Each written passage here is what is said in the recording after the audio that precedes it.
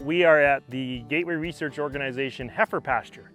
We're just north of Westlock, but we've set up kind of an interesting study here at the Grow heifer pasture. We are doing multiple different styles of grazing all on the same piece of land.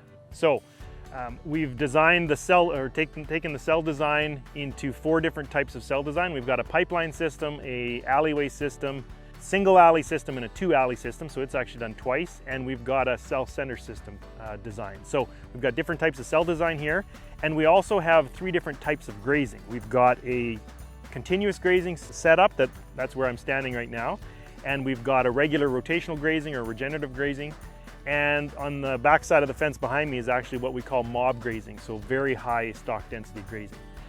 So we're trying to see 3 different styles of grazing all in the same piece to show the contrast between them. So where I'm standing is the continuous graze. As I said, we've got 5 animals out here on 10 acres, and they're out here for the entire season. So they definitely, pick and choose what they want. There's no rest. Graze period is constant. Very low stock density, not very good animal impact.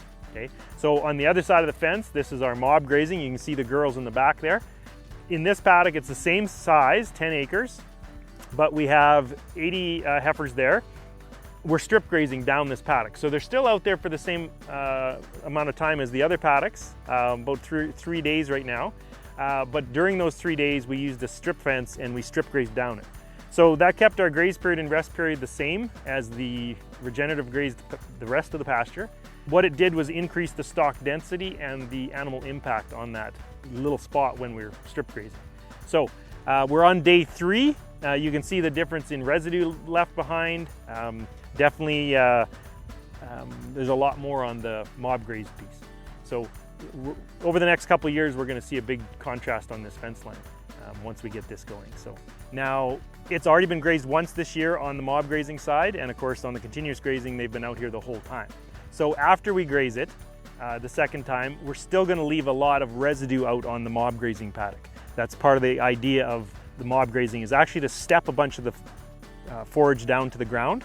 That helps with leaving residue, building your soil armor, which helps with the water holding capacity and builds this, recycles the nutrients and builds this system of nutrients recycling, so that in the future we're going to have a lot more growth on this side.